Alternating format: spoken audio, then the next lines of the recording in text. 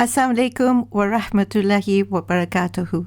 Hello and welcome to the Islam and Community Show with me, your guest, Amira Farouk. I'm glad you could join us today. Alhamdulillah, it's a very nice day today, another bright sunny day. I hope it is nice where you are as well. And so what do we have on the show today? Today I will be joined by Halima, Sister Halima, who is an active and dedicated volunteer at Masjid Umar in Bradford. Yes, you heard right, Bradford. Heritage Radio, mashallah, you can hear it quite far now. I was in Bradford like 2 weeks ago and I could hear it loud and clear. So if you are listening in from Bradford, I would love to know. And if you have any comments at all, please let me know. So how have you been? You know, mashallah, the Ramadan this year, everyone says, has gone so fast. And if we've only got, I think, just 5 days left, 6 days left, maybe Eid is either on Sunday or on Monday. And so how are you all feeling? How are you feeling? Oh, did you have plans for Ramadan? Did you have Ramadan goals? Were you able to complete those goals? And what about Eid? Have you got any preparations made for Eid? I feel like Ramadan almost came upon us suddenly, although we knew we were expecting it. But I think a lot of people were expecting Sunday, and it just came on Saturday. Yes, and so maybe Eid will just come upon us as well. And how does that make you feel? Are you ready for Eid? What are you planning to have for the Eid day? If you have young children or even any members of the family, even elderly, what are you preparing especially from them? I would love to hear from you. And the studio number is 161 883 2255. And shortly we will be joined by Sister Halima. So what I really was talking about today is, do masjids do enough to accommodate women? So wherever you are, whether you are in Manchester or further in Lancashire or even Yorkshire, what do you think? Do you think enough is done to accommodate women? And what can be done? And what changes would you like to see? As I will discuss later on, the Prophet's mosque, the Prophet himself, he arranged to have a masjid built in Medina when he moved to Medina from Mecca, and it was a very active community center. These days we would call it a community center, and it was the hub of the community, and there were so many things happening. And yes, of course, you know, essentially a place of worship, but so much more than that. So what I really want to know is, what do you think? Consider your own masjids, the ones that you go to. So are they doing enough, or do you think that more needs to be done? So we're just going to have a short nasheed, and we'll be just back. Assalamu alaikum and welcome back. And we have lovely Sister Halima on the radio, definitely not on the radio, but on the phone. Hello, assalamu alaikum, Sister Halima. Wa alaikum salam. How are you doing? Alhamdulillah, I'm well. it's good for you to call in. I was really looking forward to this call. And I was speaking to Sister Halima earlier on, and it's so interesting what's happening in Bradford, of all places, really.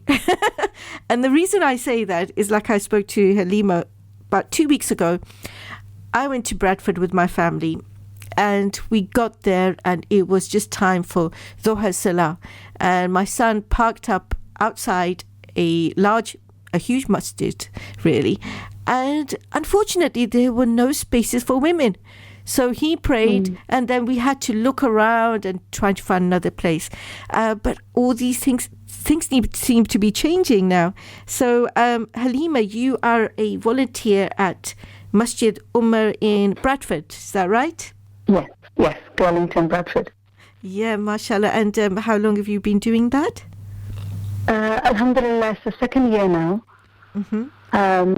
Mashallah, it's going well. It's all voluntary at the moment, so whoever comes to help are all volunteers, as the building is still not complete. It's still under construction.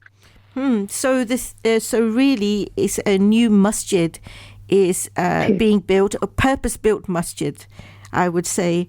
And so we'll talk about that a little bit later. But firstly, I'm very interested that you have trained under Born in Bradford program. Correct. As a walk leader, and especially in terms of tackling obesity among young girls. Childhood obesity mainly.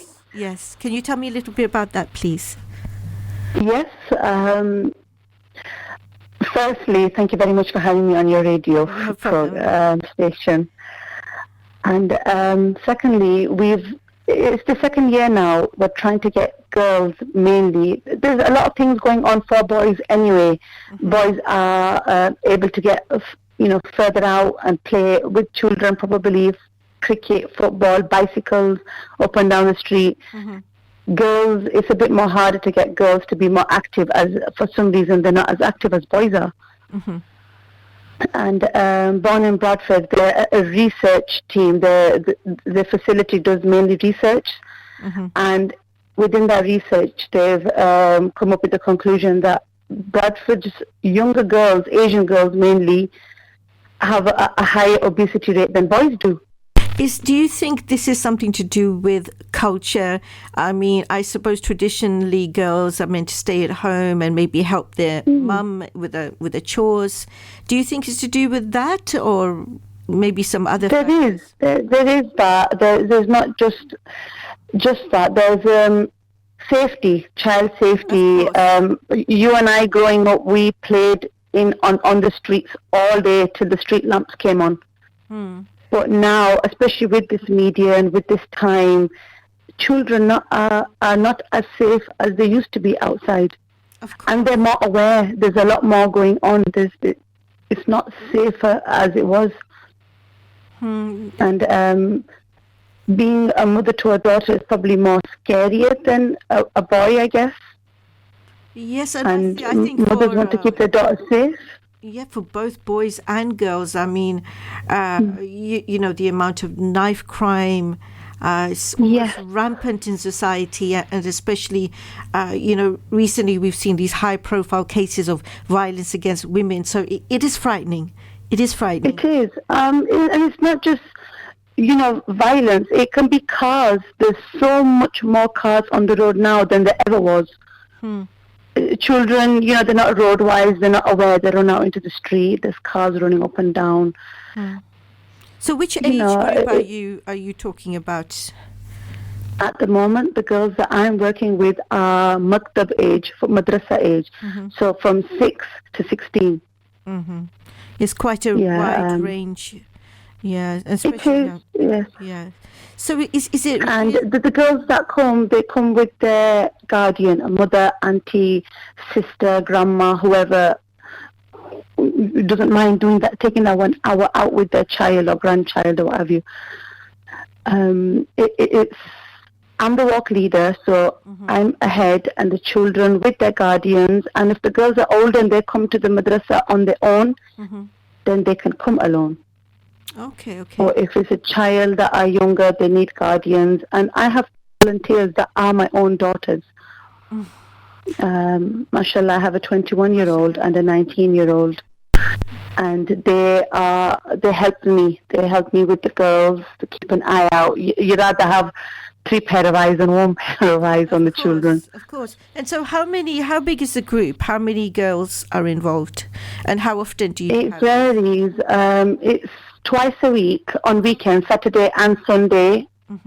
You sign up in the week in the maktab, the madrasa time. The biggest group we've had signed up was 16. Okay, it's quite a bit. And one time we've only had 5-6 girls turn up. So I guess if the parents are free on that day, they'll bring them down. If not, they have prior arrangements. Alhamdulillah, I mean 5 or 6 is still a reasonable group. So when you walk, are you just walking, or do you are you giving some advice? Absolutely, they have. You can either play sports, or you could go for just a slow jog, depending on the child. You can have weaker children, asthmatic, so you need to be aware not to exert the child either. Football, cricket, or just a little bit of a run around. There's a park, so you can supervise them playing.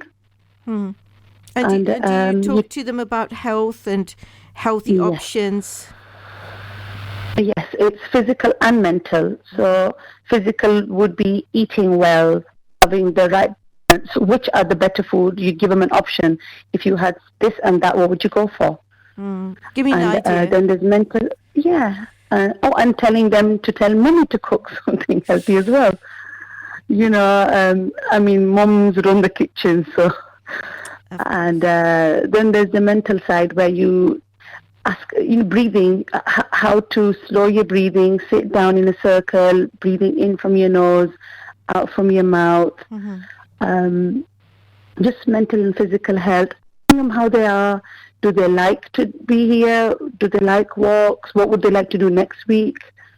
Skipping. Some girls enjoy skipping and some girls don't. Yeah. Bicycles, they can bring their bicycles or scooters as long as they stay inside the park. Oh, it's brilliant. It's brilliant. Because it's good because it's well organized as well, rather than having them go out on their own, and maybe they would be reluctant otherwise. So how big of a problem is this, the childhood obesity? I mean, especially if you're looking in Bradford. Well, we haven't got any children that are out of Bradford. They're mainly our Girlington girls, all the girls we know by name. And this is my just now coming to second year. And there is a difference. There is a significant difference. You can see the difference. But I think it'd be research. Yeah, with the walks, they enjoy it. They like coming even in the winter months. When it did get colder, the girls did want to go out. It was just mud, rain, snow, or simply the mothers can't bring the kids, or the kids are vulnerable, weak, asthmatic, cold, sniffly. Yes. And then COVID didn't help the matters. Of course. And the thing is, like, hopefully with healthier children, you have healthier adults as well. And especially with when it comes to the South Asian society, South Asian community, we the biggest problems in this community is things like diabetes and obesity and stroke. So anything we could do to help that, then of course that's very important. Yes. So the mothers ask for ideas as well. There's some mums that say, well, what would you suggest?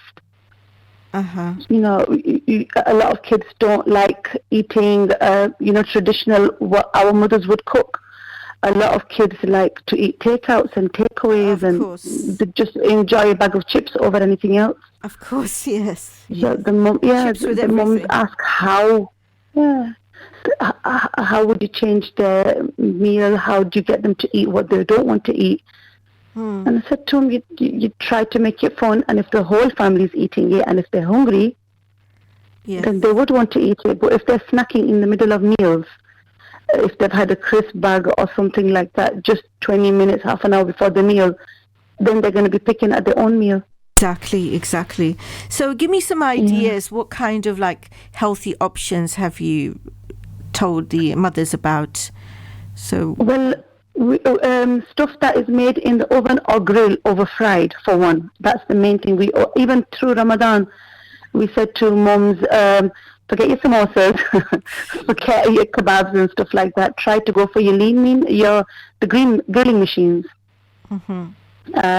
If you don't have an option of an oven or a grill, then one of these appliances, the grilling machines, they're quite easy. Or the air fryers. We've told many mums to pick up an air fryer. Yes. You've still got your chips, but rather than being deep fried, it's only 2-3 tablespoons of oil, whichever is of your choice. Absolutely. And then fruit and vegetables, snacking on. We told them carrot sticks. Apples, orange, a little pack lunch the girls bring with them, and it's only allowed to be fruit, vegetables, carrot sticks, or little cherry tomatoes or cucumber sticks, and water. No fizzy drink. And some girls are really fussy. So I've told their moms to bring juice that has no added sugar. Yes. It's a better option than fizzy, but I would like it to be water. No, that's a very good idea, getting them to bring like fruit and vegetables as snacks. Yeah. And also, hopefully, they will associate, this healthy food with having a good time, being active, and I think everything sort of goes hand in hand, kind of thing.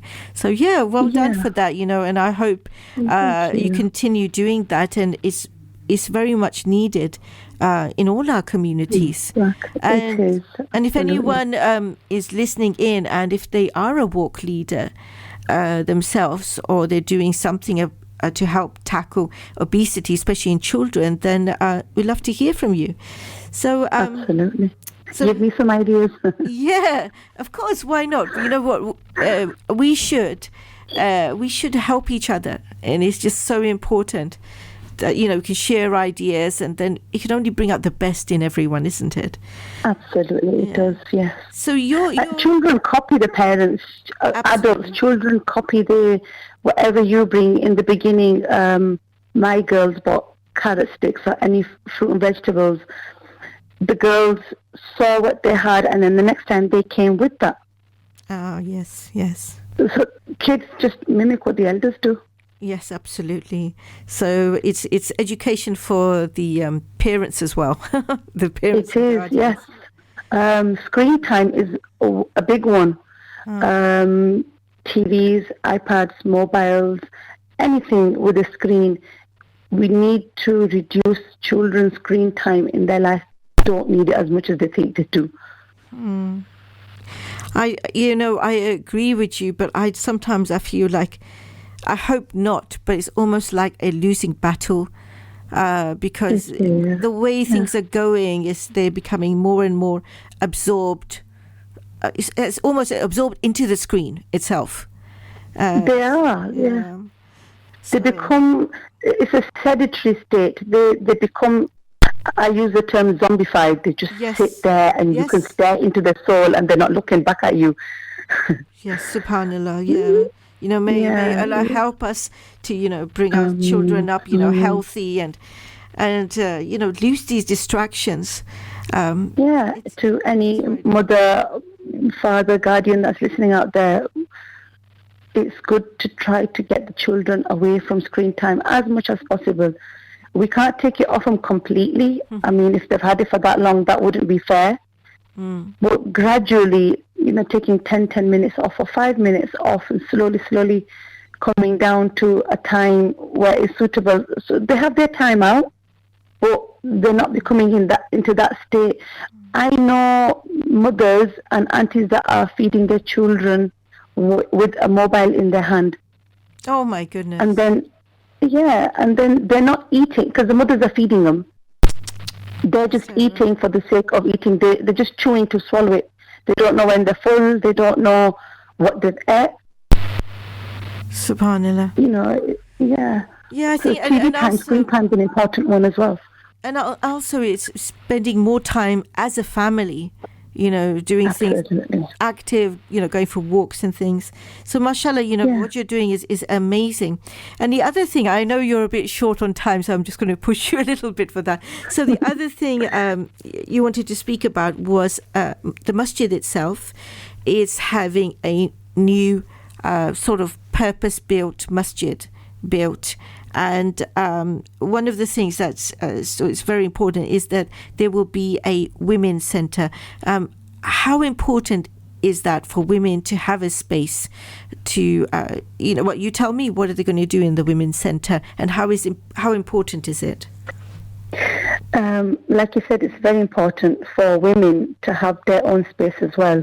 As you know, you've already experienced it, where Bradford doesn't have very many women places where they can go pray. You've gone out shopping, you're doing your little thing, it's prayer time. The only other two masjids I know local in Bradford are in town. And in rush time, it'll take you a good 15 minutes to get there. Oh, yeah, no, that's quite a long time, yeah. It is, yeah. I mean, when it's not busy out there, you'll get there in 5 minutes, but then there's that many cars on the road, it gets hard to get there on time.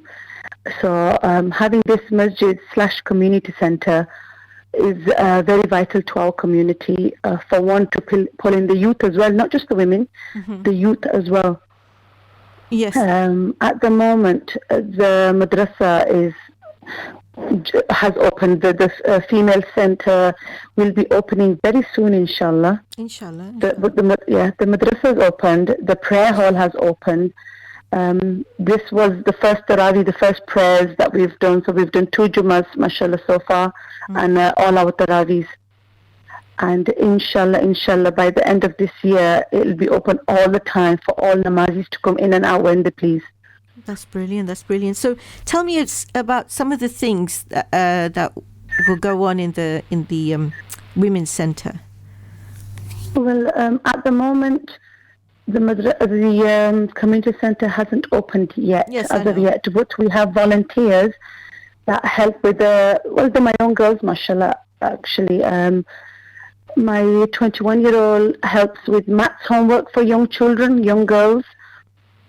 Weekends, Saturday or Sunday, depending on the demand, how many girls want to come.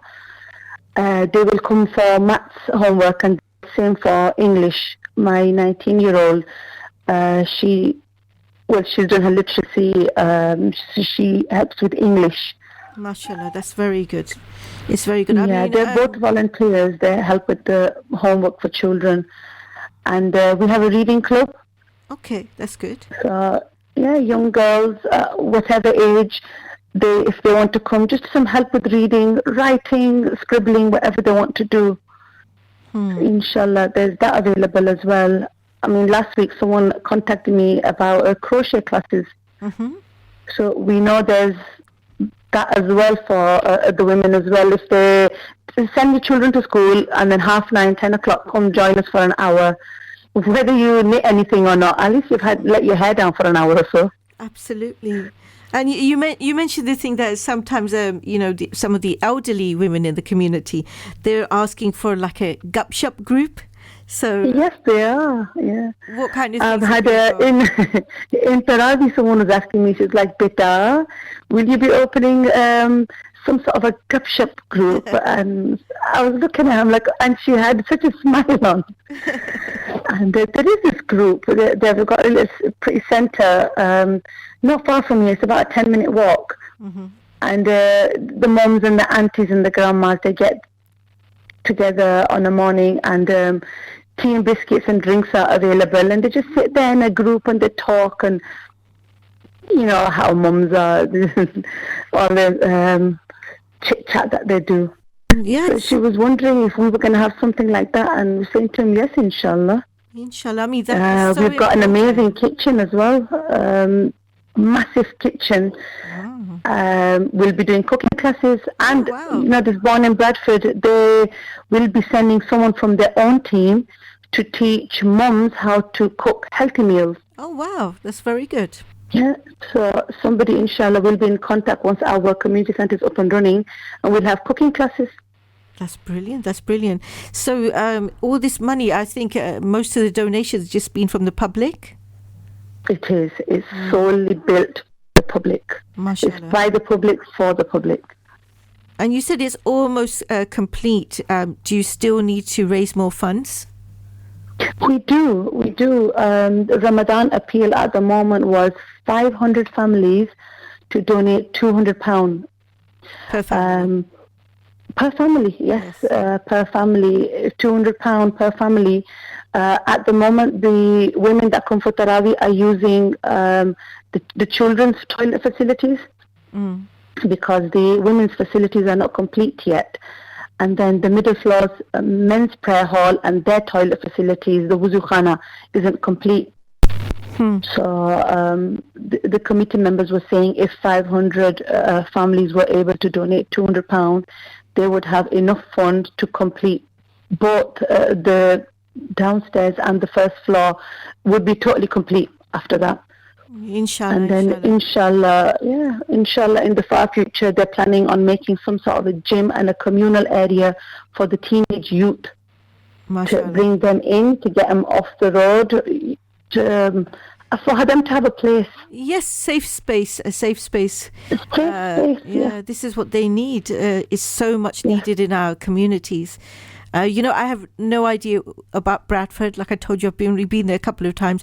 Hopefully I can go sometime and you can show me around and especially see the new masjid. I definitely will, inshallah. So if any listeners would like to donate, this is a very important, a very worthwhile cause, I would say, for our communities. And it's Masjid Ummah. So do you have a website, webpage? Yes, it's Intel Ummah Welfare Association, GMWA. GMWA, Girlington? Yeah. Muslim Welfare Association. Okay. Yes. Okay. So. Everything's available online. If someone's local and if they want to donate by hand, Fridays and Sundays they collect for their own masjid. And then the rest of the days they collect for other masjids and other charities as well. Yeah. No, it's brilliant what you've been talking about. And in fact, this is how masjids should be. Of course, prayer is very important, but it should be like a community center kind of thing. And it should be able to pull in everyone, for both men and women. It should be something available for them at all times. Yes. So, Eid is around the corner. So I know you have to go in a few minutes, 5-10 minutes. So tell me, what have you been doing about Eid? MashaAllah, you have 5 children, so you must have quite a list for request Eid presents. Eid presents, Eid shopping. Well, luckily the kids are older now, so whatever they need, they just order it online and it comes to your door. But cooking mainly, it's cooking and being together. MashaAllah, I have parents just down the road. I usually spend Eid with my parents, so cooking, I will go there the night before and help my mum and my sister-in-laws cook. Yes, nice. And my dad, MashaAllah, being the eldest sibling, we have a lot of family coming in and out on Eid day. So it's a very busy day. So what kind of things do you cook? What's traditional in your family? What kind of food? Kheer for one. Okay, kheer. That's unusual because I think in my family they're always saying savaya, and then I make it, and then maybe they take a couple of spoons and that's it. And I think, what am I going to do with the rest of this? With the rest of it, absolutely. Vermicelli, is it called savaya? I'm sorry. Semia, that's the one, semia. Yeah, on the morning, traditionally, that's your first, something sweet as soon as you've done your Eid namaz. Yeah. So but we sort of swayed from that to kheer. Everyone prefers a big bowl of kheer. Okay, that's nice. And then my mom does her rice, her pulao rice. And sister-in-laws and myself, we do a whole load of different starters.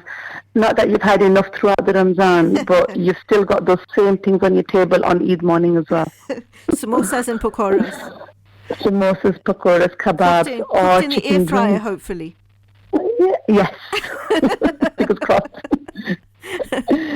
Yeah. No, the chicken drums and chicken is usually done in a steamer. So, like your mum's tradition would do in a big pan with a little bit of water at the bottom and put some foil and put the head on it. Yes, yeah, definitely. And I know here in Manchester we'll be having Eid in the park. It's almost become a tradition now for the last few years. Is Bradford, will they be having Eid in the park? Or is Eid on a field? Eid in a field, even better. Yeah. Yeah, the masjid, just outside the masjid is the school's field, a very big field. Uh-huh. And the school gives permission for us to use it for cricket, for the boys' sports. And if the weather permits, then the namaz is also on the field. That's brilliant. That's very good. It is, yes. Yeah. And first time in forever, the women will be able to do Eid namaz as well. Well, even outside, women weren't involved. Not then they weren't, but now they will be. Subhanallah. Yeah, I think some people are quite, maybe like myself, I'm quite surprised to hear that. That even when I was very young, my father used to take us all to Regent's Park Mosque because I'm from London, and we always had a place to pray. And I'm always shocked that places even now they don't accommodate women, but. Inshallah, as long as some good comes out of it. I think a lot of people are worried that, it will end up being just like a chit and chat kind of thing. But, as long as... Possibly, yeah. Yeah. Inshallah, this is the first time, inshallah, many times now. Tarawih, Jummah namaz, Eid namaz, everything is available now to women in our Girlington, and this is, mashallah, one of our first in Girlington. Okay. So whereabouts is Girlington? Is it? Girlington, well, Bradford 8, so... Is that towards Leeds? No. I think we're right in the middle of Bradford. Okay. I think I need to look in a map and study it. Yeah. No, if you were to put the postcode down and BDA Girlington, I guess you'd get straight here, inshallah. Okay, inshallah. It sounds amazing, and I really look forward to the time when I can actually come and visit the place because it looks really good. And I hope, inshallah, that the masjid is able to achieve its target, and the building gets completed.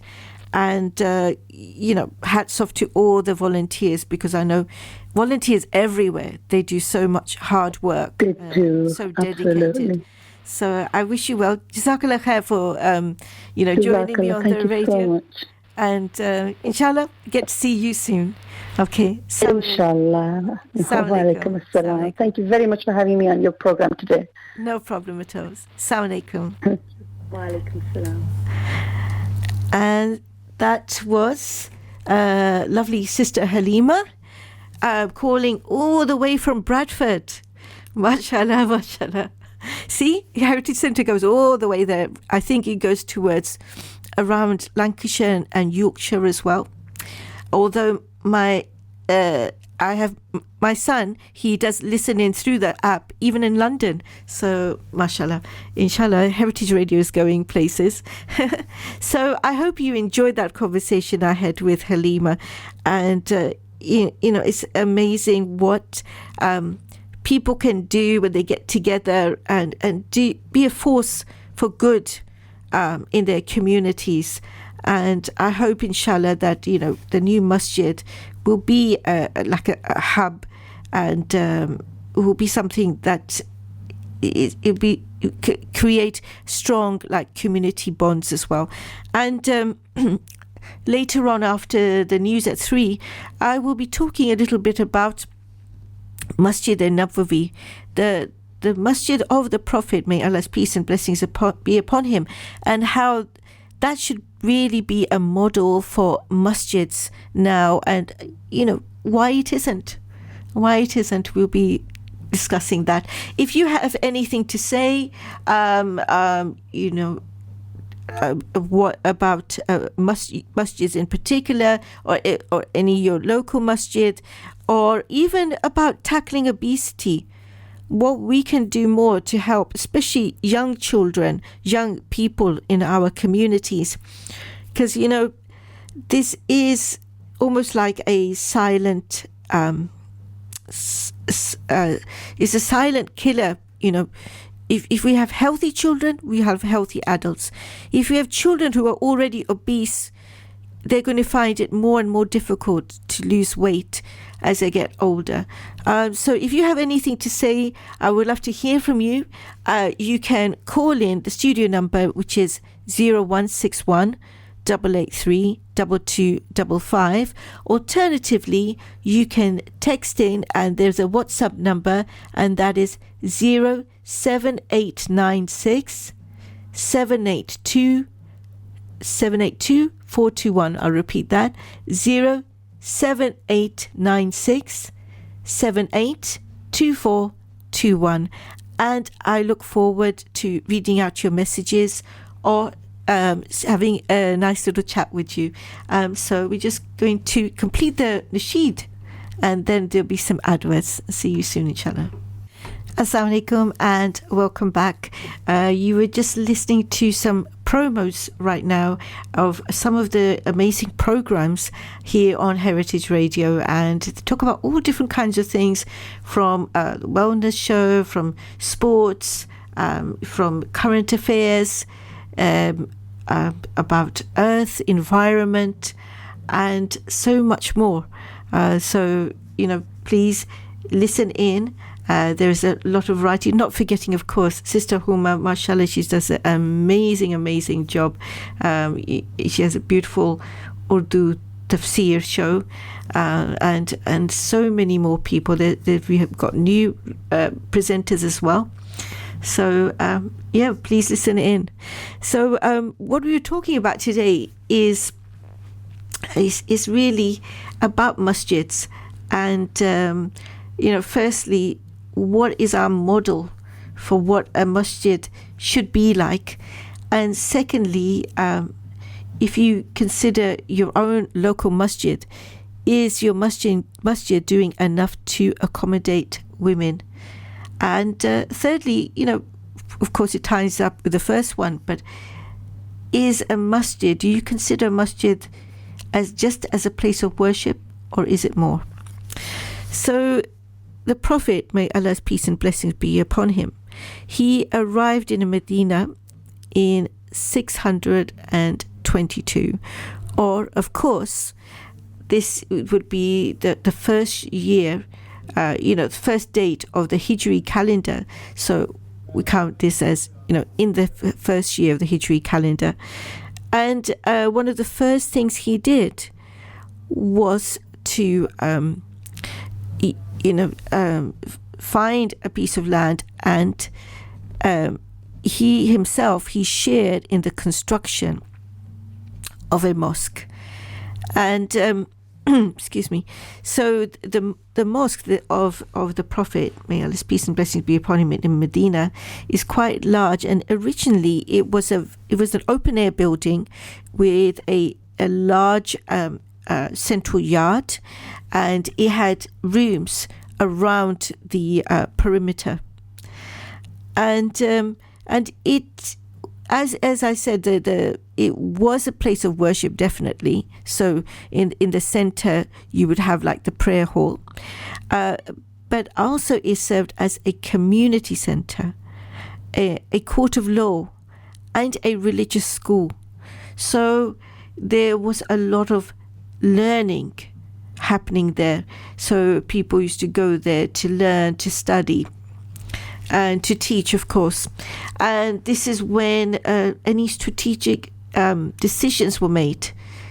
So the Prophet, may Allah's peace and blessings be upon him, used to have a shura, a consultation with his closest companions to decide matters of maybe like political or strategic importance.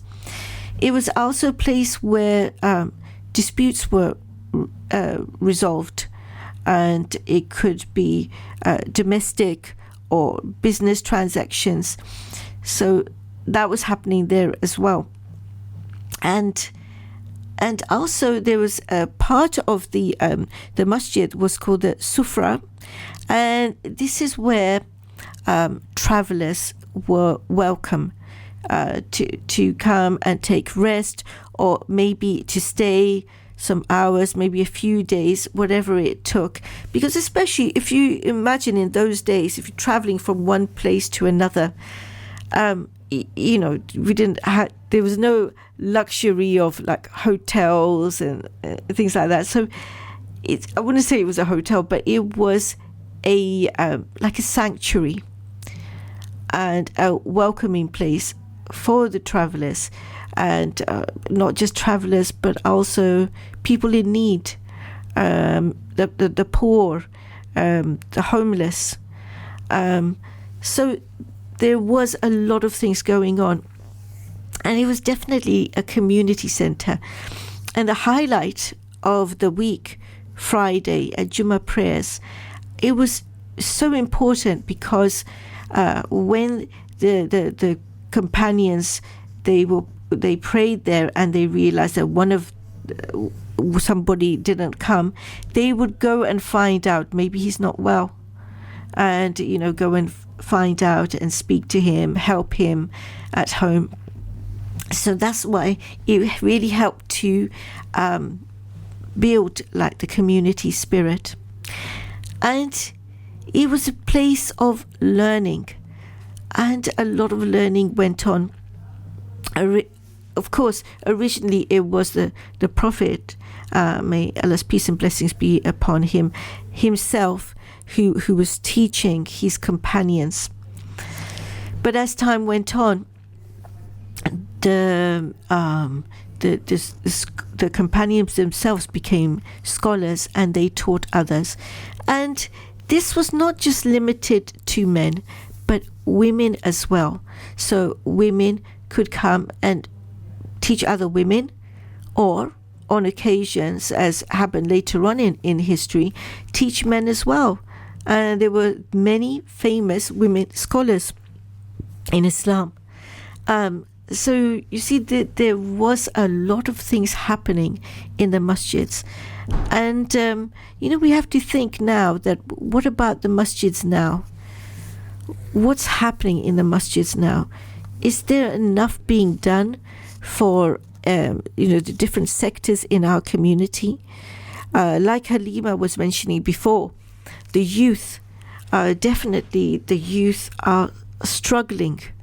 And I wouldn't say that lightly, because it is true from statistics that, we've seen, stories we've heard. The youth today are under a lot of pressure, and they're faced with a lot of challenges.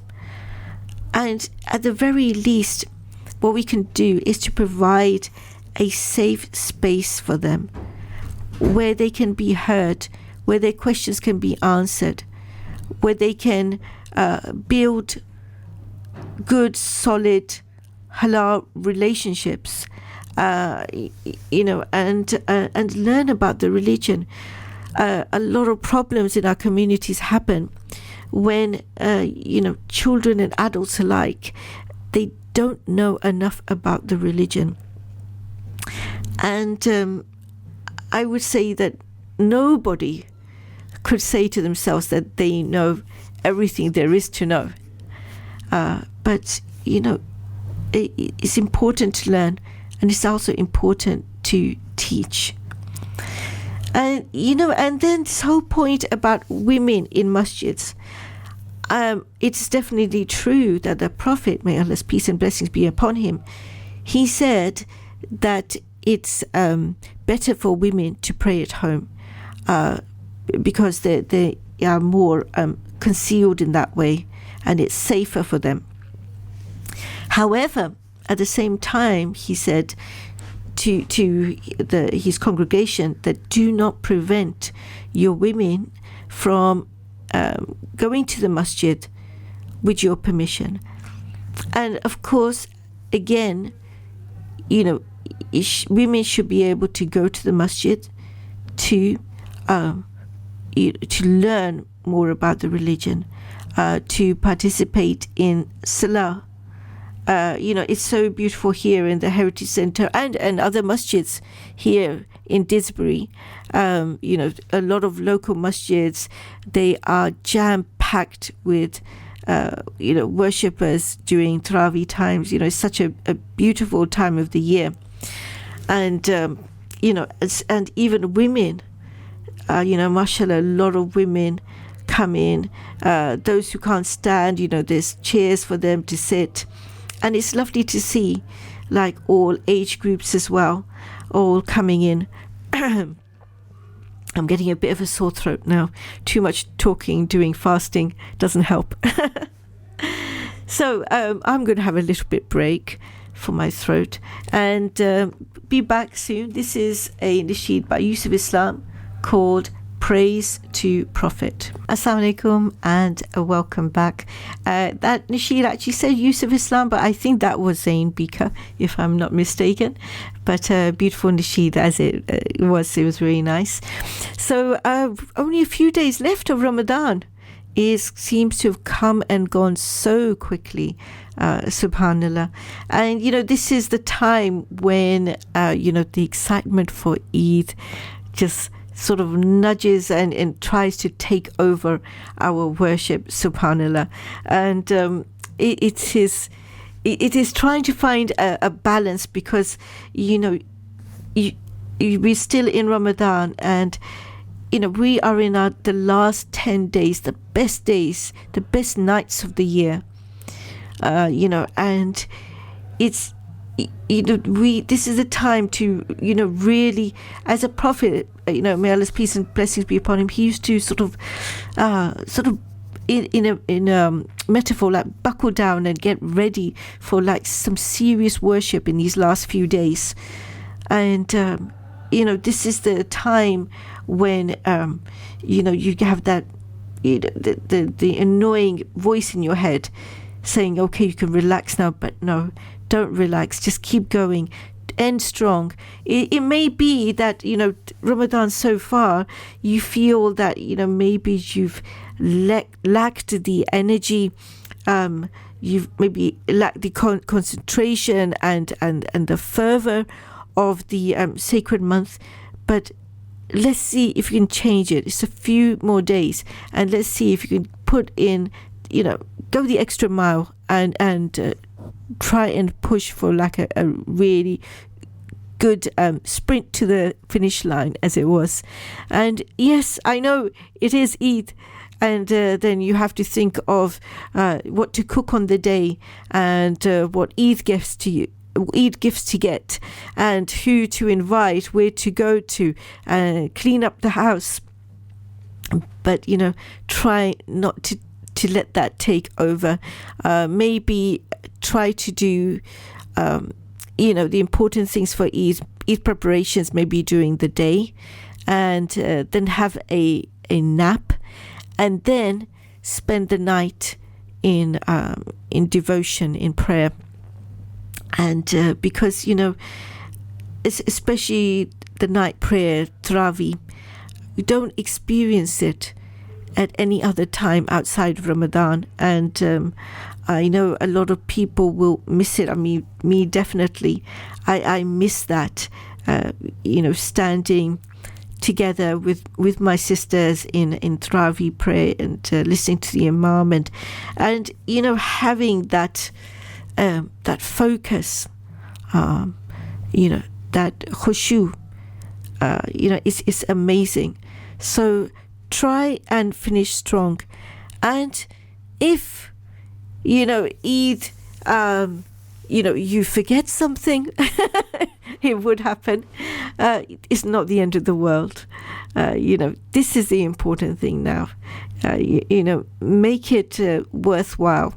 And the more effort you put in now, the more you will enjoy celebrating Eid. So I'm going to leave you now, and I hope you have a lovely rest of the week, and a beautiful Eid, whether it's on Sunday or Monday. Inshallah, we'll find out soon. And inshallah, I will be back with you next Tuesday. And if you would like to be my guest, please drop a line to the Heritage Radio. And may Allah accept all your ibadah, all your good deeds that you've done within Ramadan and inshallah beyond as well. And forgive us for our shortcomings, and keep me in your du'as, and keep me and my family in your du'as. Okay, Assalamu alaikum wa rahmatullahi wa